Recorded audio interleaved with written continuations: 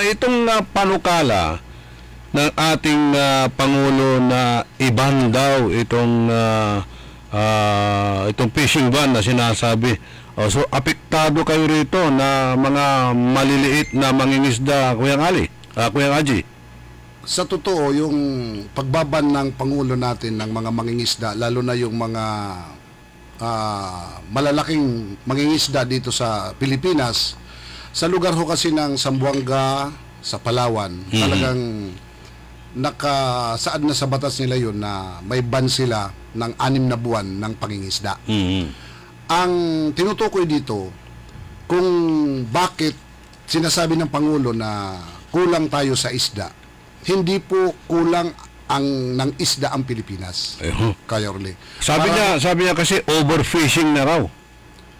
Paano magkakaroon ng overfishing yung sinasabi ng Pangulo? Siguro nagiging overfishing dahil dyan sa isang malaking grupo ng Inter-Island Fishing Federation. Ito isang grupo ng mga pangulong dito sa Pilipinas ng mga malalaking barko. Yan.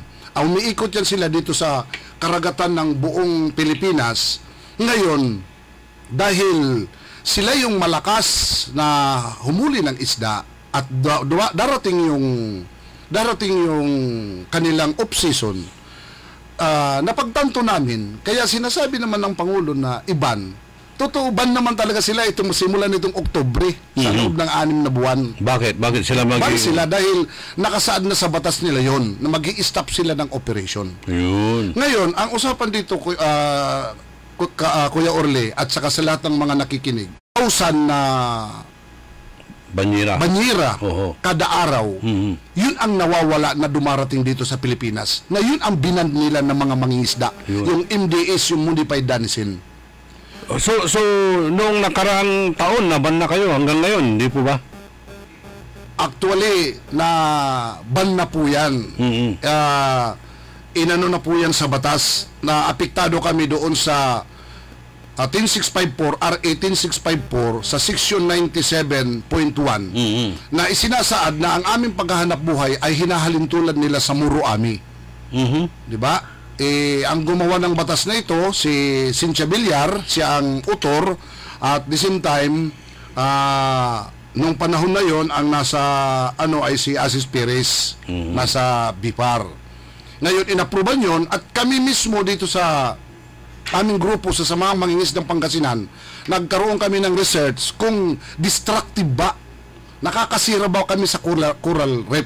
Ang gusto namin ngayon, dinggin naman ang aming mga kahilingan, pansinin naman ang mga mangingisda. Sandali, Kuya Ali, Aji, ano bang ginagamit nyo? Buli-buli o troll? Buli-buli. Buli-buli.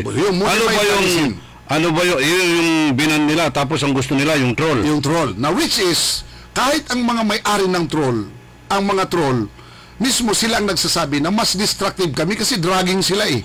Kami naka-stationary kami.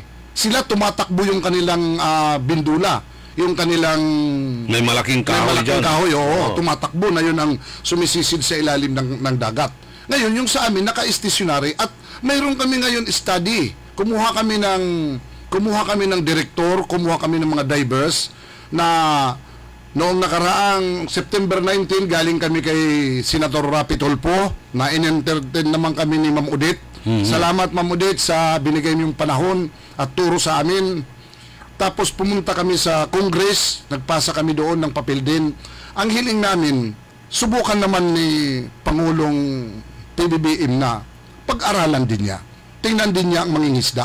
Hindi yung malalaking mangingisda lang. Kasi kung ang napapansin lang yung grupo ng Inter-Island Fishing Federation, talagang malalaki yun, higanti po yun.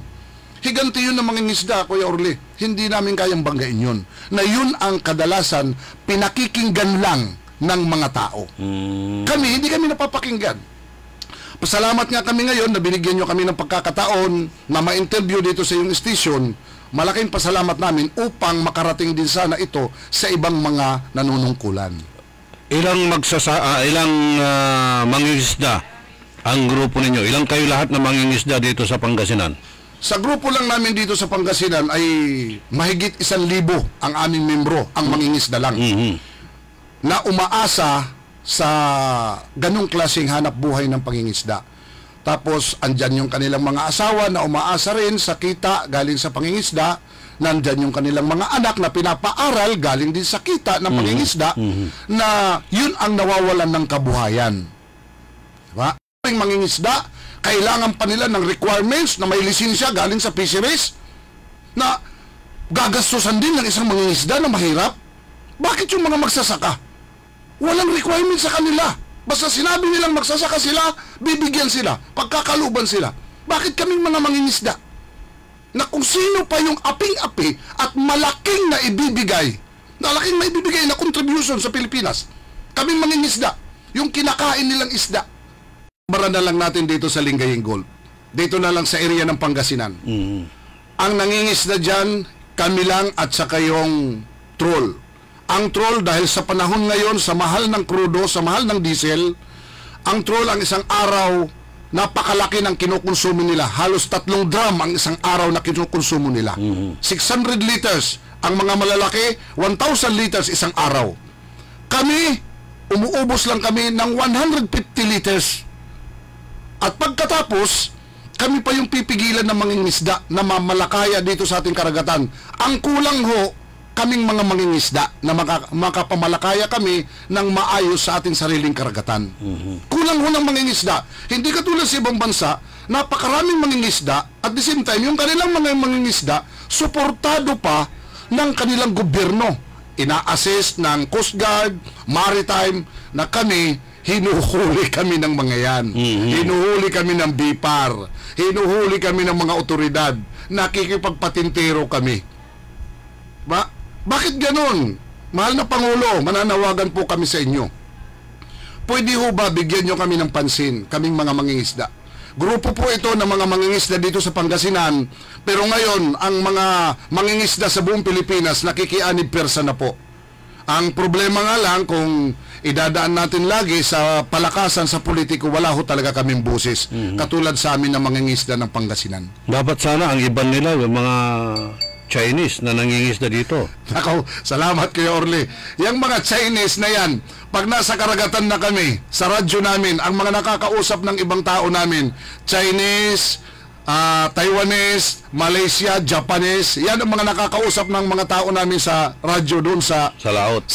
Ibig sabihin, nandito lang sila sa area natin. Yun. Nandito lang sila sa lugar natin. Yun dapat ang kanilang tutukan, hindi yung mga mangingisda. Ang nangyayari, Kuya Orly, ganito. Para sa kalaman ng lahat, ang nangyayari, ang Pilipinas, iba sa ibang bansa. Ang ibang bansa, kakampi ng mga mangingisda ang kanilang mga otoridad. Dito sa Pilipinas, Kuya Orly, kapag kami nakakita ng otoridad, kalaban namin.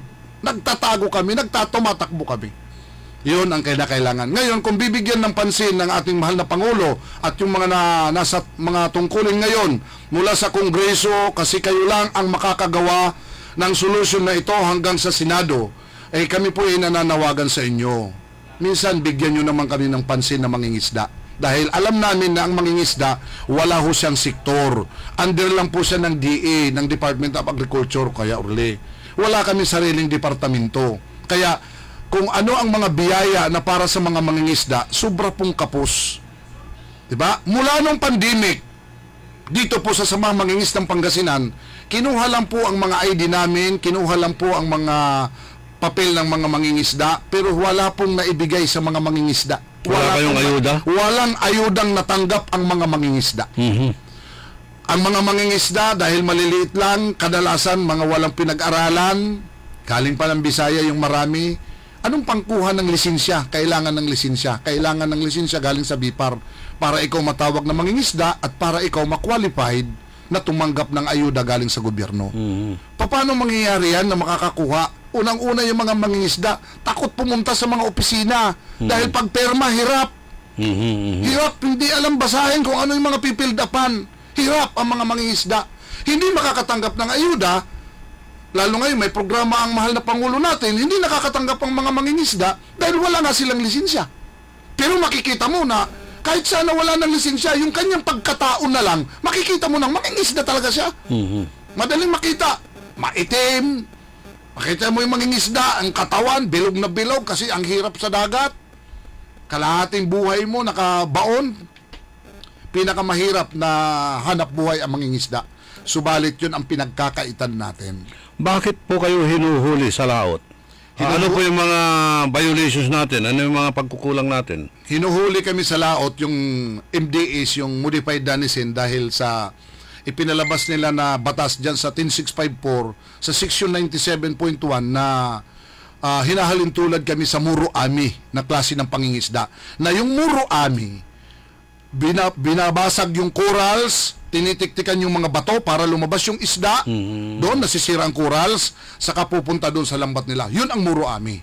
Kami na mangingisda, ang buli-buli, ang MDAs, ang Modified Danisin, hindi po ganun. Hindi po ganun.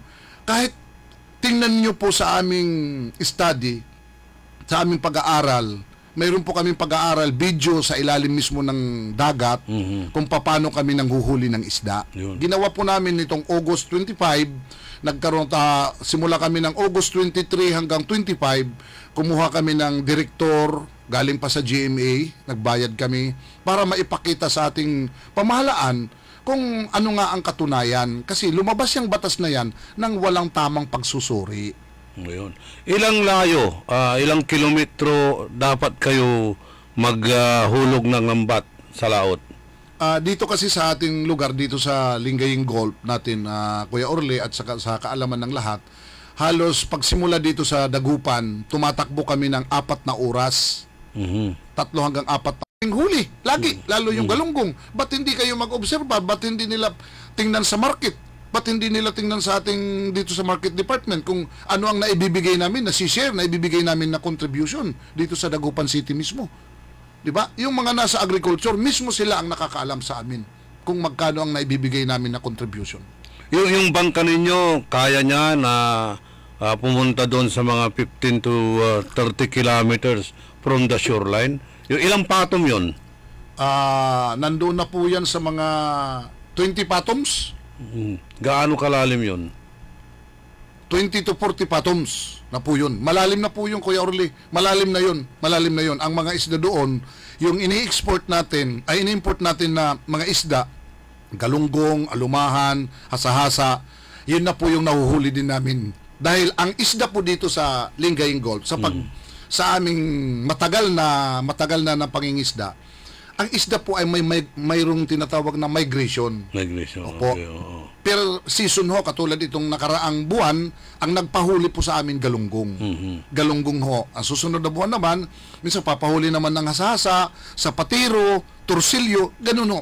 Kaya kapag hindi po natin nahuli yung isda na yun na dumaan dito sa ating karagatan, yun po ang inaabangan ng ibang mangingisda dyan naman sa malayo ng mga Chinese. Yan naman po ang inaabangan nila. Yung hindi natin nahuhuli, yun po ang inaabangan nila. Kaya sila po ang nakakahuli. Na atin din pong isda yun na ini-import natin. So yun ang problema natin. Yung kinukuha mangingisda, yung grupo ng Inter-Island Fishing Federation, sila rin po yung nakakapag-export, nakakapag-import ng mga isda na yun. Dahil sila na lang daw ang may lisensya para magpasok ng isda dito sa Pilipinas. So tingnan nyo, parang walang pera sa kanila.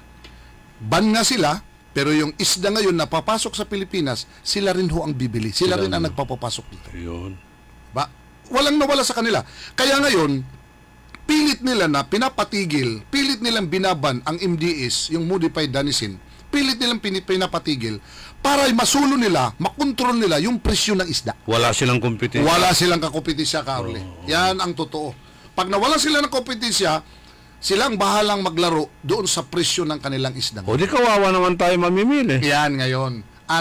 Ang daming dapat hulihin na isda dito sa Pilipinas, maging dito sa Lingayen Gulf, na obserbaran namin, hindi nawawalan ng isda.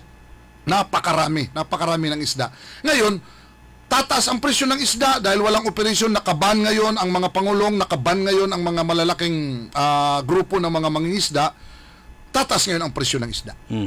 Kaya tingnan nyo, pag darating ang October, December, November, January, naku, napakataas ng isda, napakamahal ng isda. Pati kami, tuwang-tuwa rin kami kasi mataas ang presyo ng isda.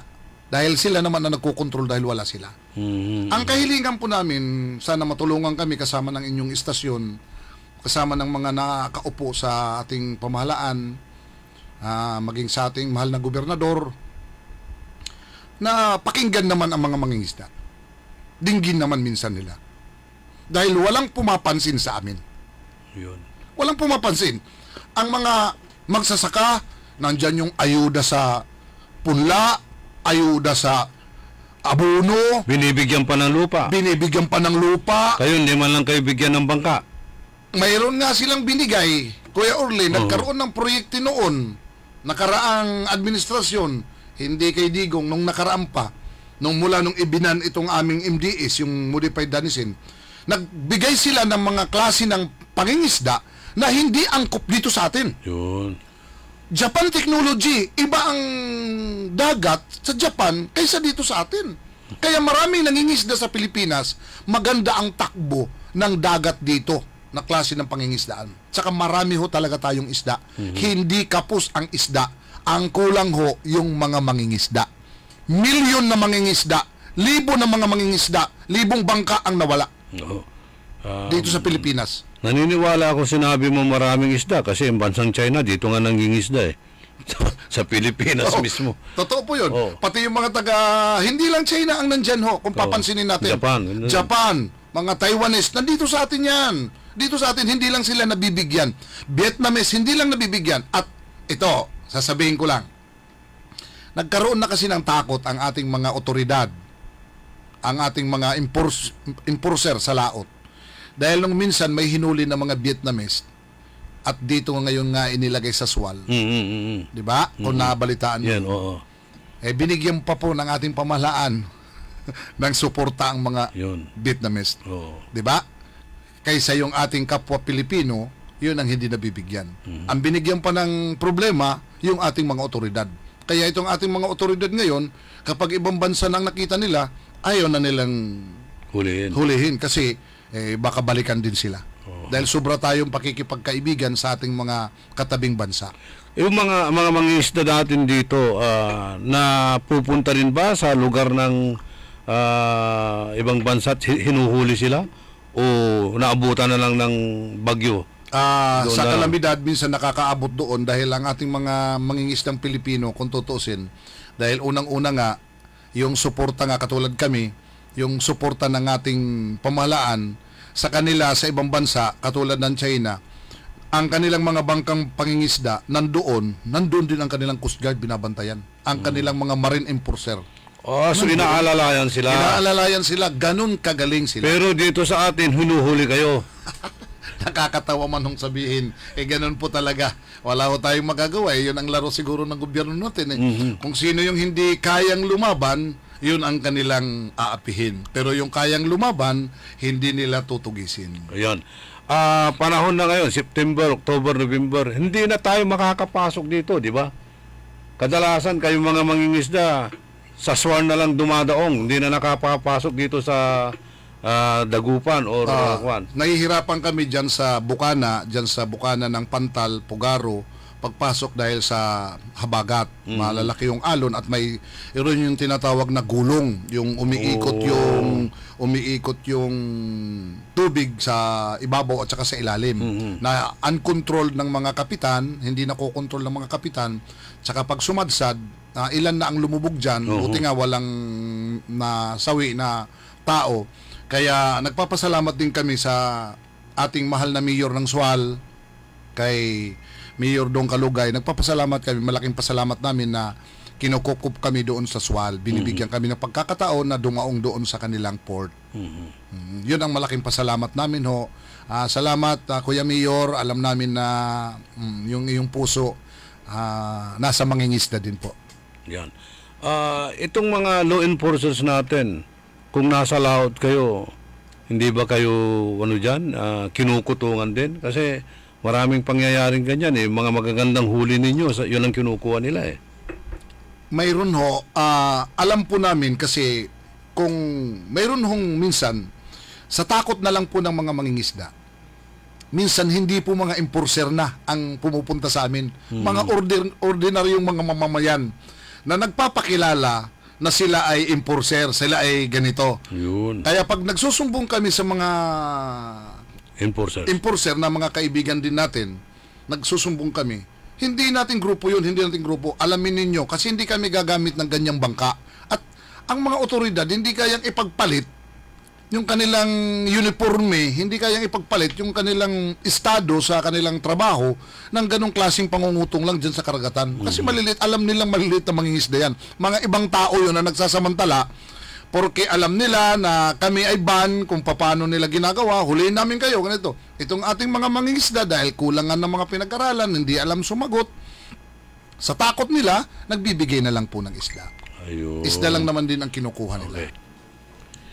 Kasama pa rin natin dito si Kuyang Aji, ang presidente ng Samahang Mangingisdang Pangasinan. Napakarami pong nanonood sa atin ngayon. Maraming nag-greet sa'yo, yung mga kaibigan natin, pati sa Law Enforcement Agency, may nakamonitor sa atin, Kuyang Aji. Mayroong report si Senadora Grace po sa Senado. Gumawa rin ito ng research. Ano po ang kanyang sinasabi dito, Kuya Ngaji?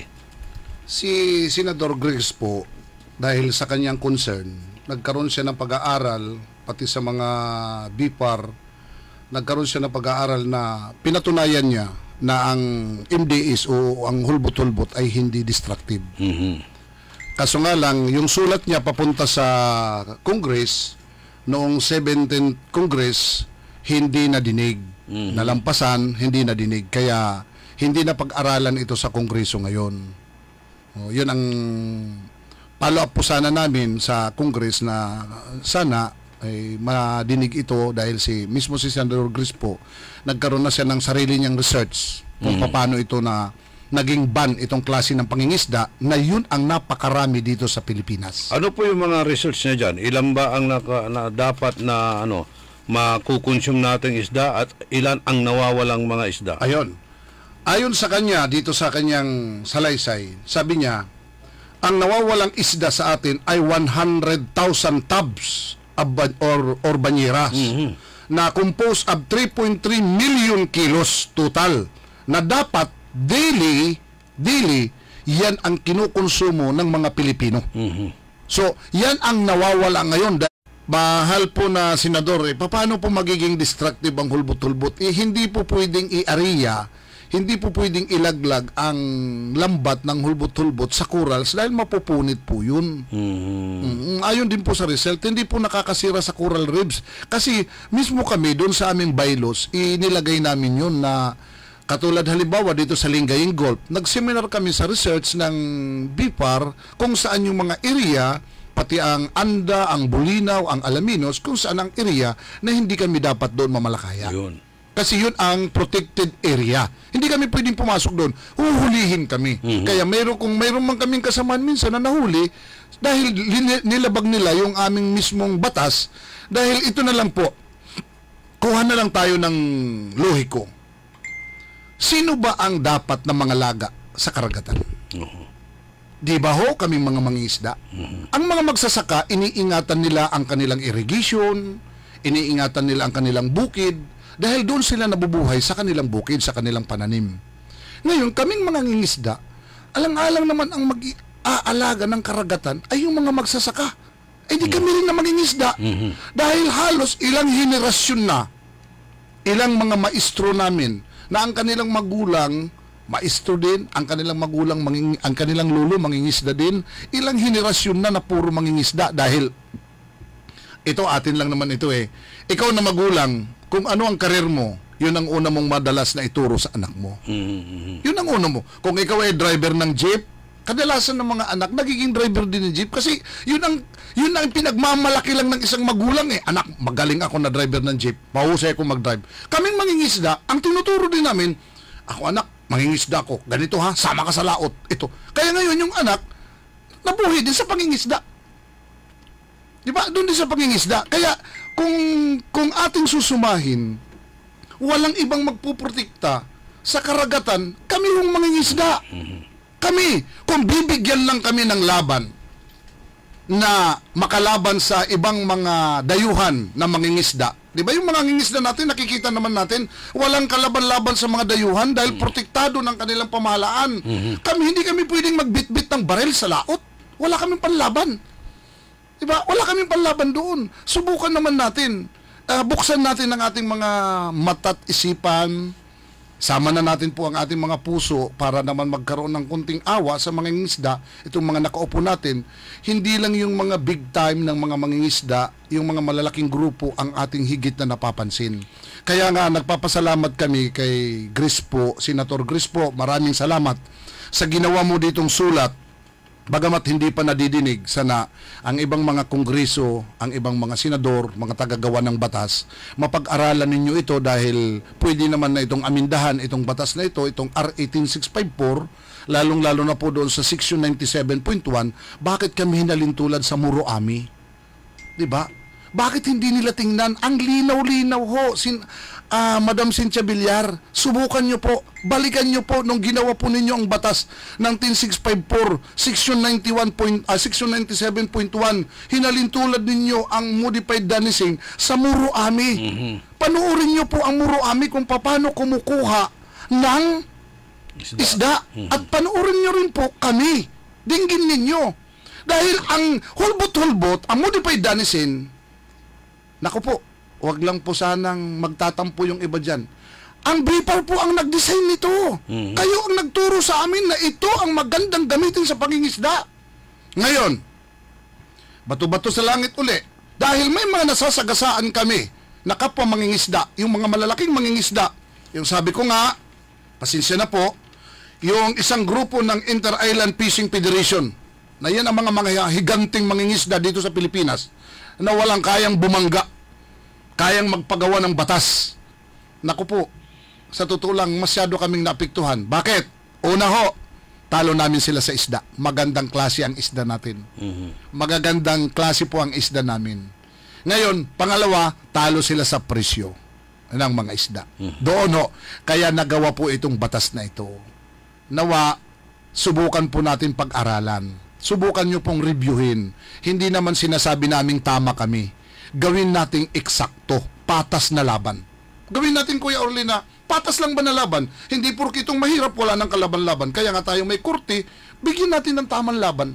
Hindi man lang binigyan ng tamang paglaban bago lumabas yung batas, sinuri muna, kinausap itong both party kung bakit ito ipapalabas na batas. So, walang nangyaring committee hearing or public hearing na tinawag kayong mga maliliit? Ay, nung panahon na yon, nung ginawa itong batas, Kuya Orly, yung mga ibang mga mangingisda, lalong-lalo na dito sa Pangasinan, noon sila, babatiin ko lang si Kapitana Julie ng Pantal, at saka si ex-Kapitana Liling, at saka may mga ibang mangingisda dito na sila noon ang grupo, wala pa ako.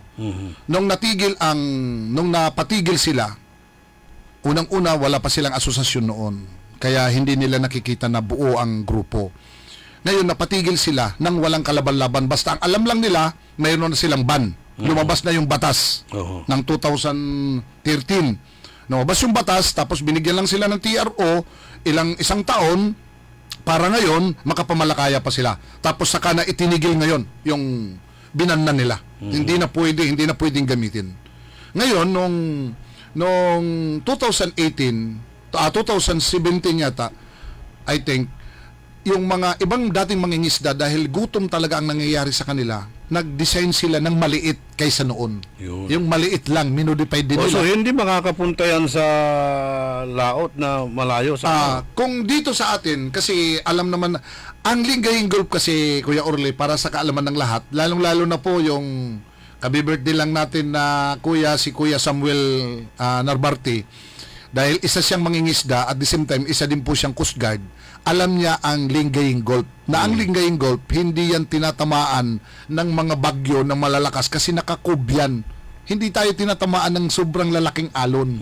Kahit may gale warning, hindi ganun kalaki ang mga alon dito sa atin. Pero lang kung ang tama ng bagyo galing sa tapat natin, galing sa China, yun, medyo Pero kung galing dito sa kabila, galing sa Pasipiko, hindi tayo tinatamaan dahil nasa likod tayo, Kuya Orly. O, kaya yung mga bangka namin na mga nasa 5 tons, kayang lumaot doon ng hanggang 15 kilometers. Yun. Hanggang 15 kilometers. Kasi yung 15 kilometers, Kuya Orly, yung San Fernando at saka Bulinaw, halos yung tok-tok lang noon, doon lang yon. Kaya kung nagkaroon man ng aberya, madaling makatakbo ang mga mangingisda natin papuntang Bulinaw, papuntang San Fernando, papuntang La Union. Kung meron ng gill warning, sisilong na yan. Sisilong na ho. Lalong-lalo na, sabi ko nga, binabalik ko uli, si Mayor Kalugay sa SWAL, madali kaming makakip shipping doon. Accept nila kami doon, tanggap kami doon na mag-ship keeping kasi nakakub din ang SWAL.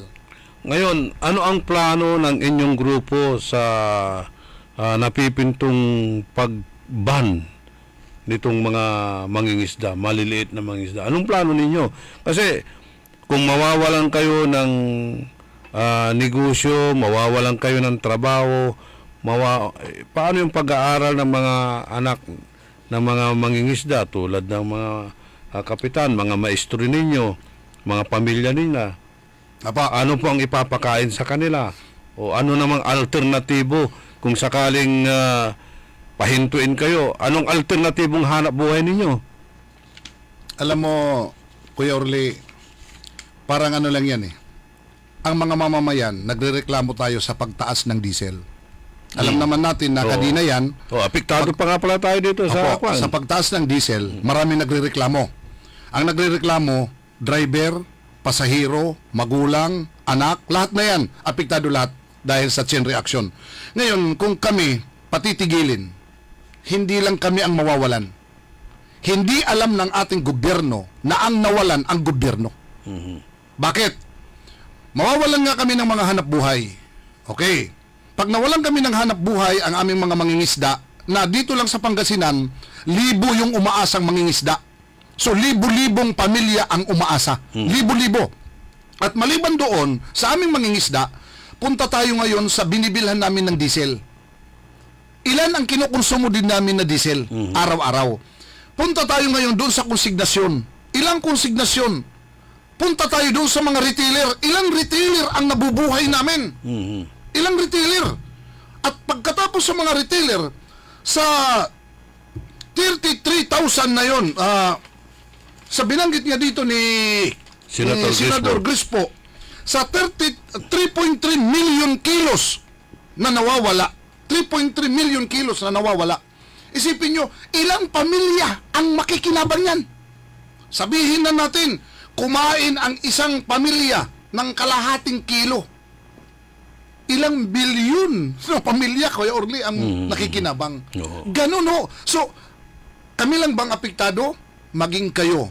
Ikaw na nakikinig ngayon, apektado ka rin. Kailangan din natin ng protina. Ang isda, nagbibigay ng protina yan. Yan nga ang sinasuggest ngayon ng mga doktor eh.